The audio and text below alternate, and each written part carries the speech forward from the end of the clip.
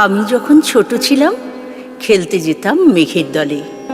একদিন এক মেঘবালিকা প্রশ্ন করলো কৌতূহলী, এই ছেলেটা নাম কি রে তোর? আমি বললাম ফুসমন্তর। মেঘবালিকা রেগেই আগুন, মিথ্যে কথা, নাম কি এমন হয় কখনো? আমি বললাম নিশ্চয়ই হয়, আগে আমার গল্প শোনো। সে বলল শুনবো না, যা, সেই তো রানী, সেই তো রাজা, সেই তো একই ঢাল তলোয়ার, সেই তো একই রাজার কুমার পক্ষীরাজে, শুনবো না, ওসব বাজে। আমি বললাম তোমার জন্য নতুন করে লিখবো তবে। সে বলল সত্যি লিখবে? বেশ, তাহলে মস্ত করে লিখতে হবে, মনে থাকবে, লিখেই কিন্তু আমায় দেবে। আমি বললাম তোমার জন্য লিখতে পারি এক পৃথিবী।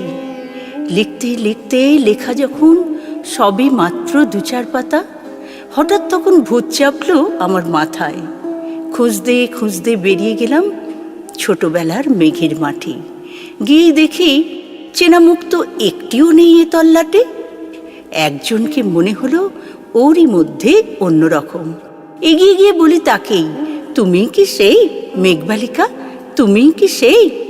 সে বলেছে মনে তো নেই, আমারও সব মনে তো নেই। আমি বললাম তুমি আমায় লেখার কথা বলেছিলে। সে বলল সঙ্গে আছে, ভাসিয়ে দাও গায়ের ঝিলে। আর হ্যাঁ শোনো, এখন আমি মেঘ নই আর, সবাই এখন বৃষ্টি বলে ডাকে আমায়। বলেই হঠাৎ এক পশলায় চুল থেকে নখ আমায় পুরো ভিজিয়ে দিয়ে অন্য অন্য বৃষ্টি বাদল সঙ্গে নিয়ে মিলিয়ে গেল খরস্রোতায়, মিলিয়ে গেল দূরে কোথায়, দূরে দূরে। বৃষ্টি বলে ডাকে আমায়, বৃষ্টি বলে ডাকে আমায়। আপন মনে বলতে বলতে বসে রইলাম ভিজে একসা কাপড় জামায়, বসে রইলাম গাছের তলায়, বসে রইলাম। বৃষ্টি নাকি মেঘের জন্য? এমন সময় অন্য একটি বৃষ্টি আমায় চিনতে পেরে বলল, তাতে মন খারাপের কি হয়েছে? যাও, ফিরে যাও, লেখো আবার।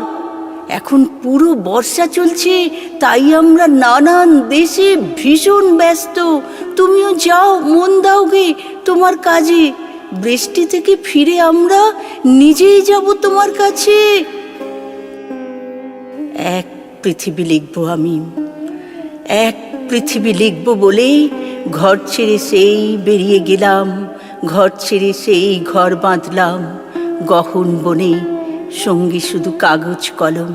একাই থাকবো, একাই দুটো ফুটিয়ে খাবো। 2-1 মুঠো ধুলো বালি, যখন যারা আসবে কাছে তাদের লিখবো, লিখেই যাব। এক পৃথিবীর 100 রকম স্বপ্ন দেখার সাধ্য থাকবে যে রূপকথার, সে রূপকথা আমার একার। ঘাড় গুঁজে দিন লিখতে লিখতে, ঘাড় গুঁজে রাত লিখতে লিখতে, মুছেছে দিন মুছেছে রাত। যখন আমার লেখবার হাত অসাড় হলো, মনে পড়ল সাল কি তারিখ, বছর কি মাস, সেসব হিসেব আর ধরিনি।